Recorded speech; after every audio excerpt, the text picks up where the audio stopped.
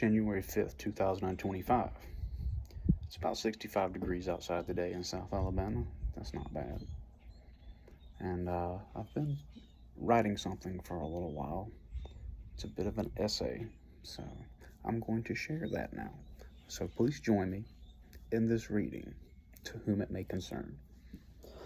December 29th, 2025 to January 4th, 2026. I've been going over in my mind how to start this. The best way is to just jump right in. I'm Jeremiah Cheshire. I'm from the rural area of Covington County, located in the state of Alabama. I was born in 1981, raised Southern Baptist and baptized into the church at 12. I was graduated from Andalusia High School in the year of our Lord 2000 after the extremely overhyped so-called Y2K scenario and before the events of September 11, 2001. I was in the gifted program in elementary school. I took 2 years of piano lessons from about age 9 to 11. I also played alto sax, and I got involved in the choral program in middle school. In music, I had finally found something which I enjoyed, and I could also do. In high school, I was in the choral group and participated in all-state chorus. My senior year of high school, I began learning guitar. From 2000 to 2001, I was a member of the LBW Ensemble, a jazz show choir, where I had a scholarship to sing and dance, which I did badly. I stuck with the guitar, and by the time I was 21, I was able to start playing solo gigs at local bars, restaurants, and parties. From 2003 to present day, as of December 2025, I have played thousands of gigs, over 20 years, and a few bands.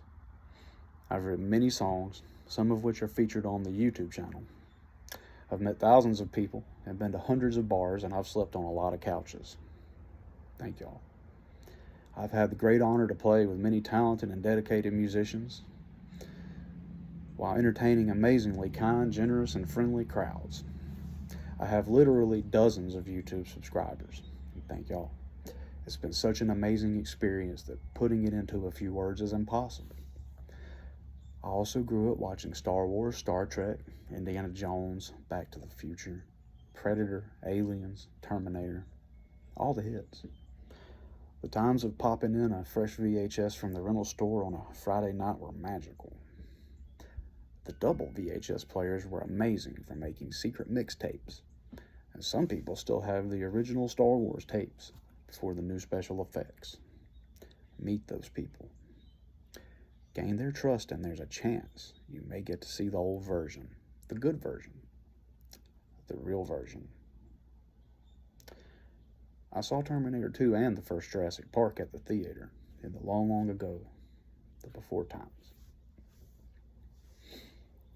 We played NES, Game Boy and Super NES, Nintendo 64, Sega, the Neo Geo, Mortal Kombat, all the greats, and all at release. I still hear the GoldenEye pause music when it gets real quiet. These experiences were all common for people my age and older, and while I don't have a conscious memory of a world before Atari, I'm aware that I'm considered an old head now. So for anyone who wasn't there for those consoles, it was really something else.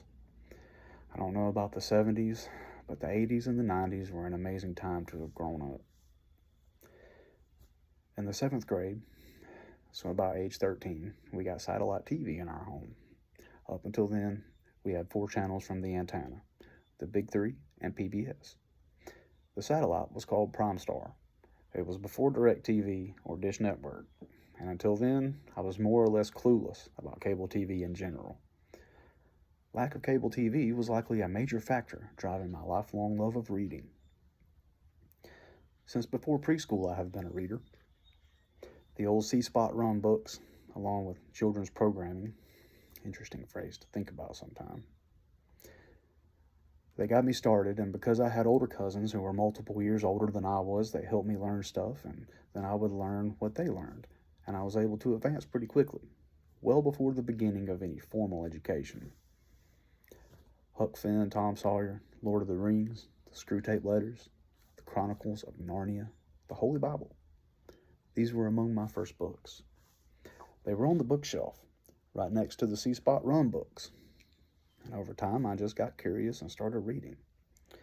Both sets of grandparents had World Book Encyclopedia, dictionaries, and thesaurus as well. We spent a lot of time in the library as my mother got her college degrees while I was in elementary school, and there were no age restrictions on what I was allowed to read. Because since the second grade when I began the gifted program, we were allowed to get whatever we wanted in the library, and all of us had families of readers at home anyway. By the time I was in 5th grade, I had discovered Stephen King, Ray Bradbury, Isaac Asimov. In middle school, I discovered Orson Scott Card and Arthur C. Clarke, Frank Herbert, and Michael Crichton.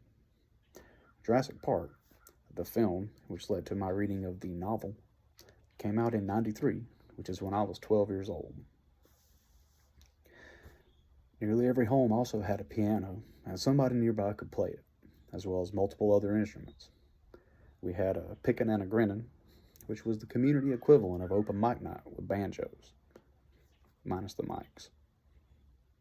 There were also many people who could sew, draw, paint, or make.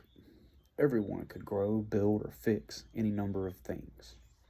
Rural farm communities are incredibly resourceful. I am aware of the blessings I have received from this upbringing, and I am extremely thankful. The resourcefulness and self-reliance of rural living was an important aspect of growing up. Comics were also important. I'm sure many of my peers learned to read as much from looking at Uncanny X-Men as from watching Sesame Street. More perhaps. And speaking of Sesame Street, let's not forget public broadcasting, which simultaneously winked at the kids and the cool adults alike, encouraging us to figure stuff out with all the science, math, literature, and education-based entertainment, such as Reading Rainbow, 321 Contact, Carmen Sandiego, and Nova. So many shows to tell us the future of the world, to think for ourselves, while being corporate and government-sponsored. Think for yourself, they said. Question authority. So I did. There were many, many books that I read along the way to deciding that things were not necessarily as they seem. In fact, this would be an excellent subject for a later time. There was also the influence of music that I listened to, and the popular culture of the end stage of the 20th century. I graduated in 2000, so my formative years were lived without access to the internet as we understand it today. Dial-up internet wasn't available in our home until around my senior year of high school, but I did have a library card, and one of our favorite stops when we went out of town as a family was every bookstore we saw. At age 18, I was given a book called Angels Don't Play This Harp. It was about the HARP program, which was at the time allegedly confined to Alaska. This program has long been speculated to serve a number of purposes. You should look into it. We will. At the same time, I was also given a book about catastrophism in the Old Testament. The book presented the idea that possibly some biblical disasters were caused by the proximity of certain heavenly bodies to our own realm, and that there was a cycle of disaster that could be observed within these ancient stories. This book remains on my shelf today.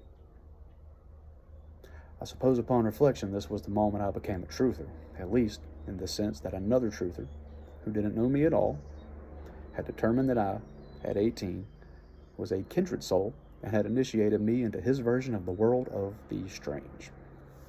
It was to be the first of many such encounters with truth over the years, each presented from a different perspective and with reasonably grounded evidence in some cases. In many cases. Books, volumes, bookcases, libraries, built upon supporting evidence for an idea so crazy that it may not even be spoken of with just anyone. But here I am, and I showed you mine, so it's time for you to show me yours. I found it to be similar to playing music with people in a few ways.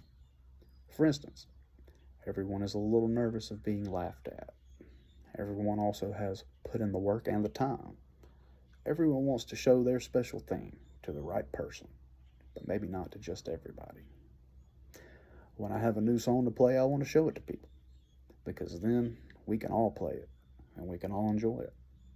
It's very much the same with the truth.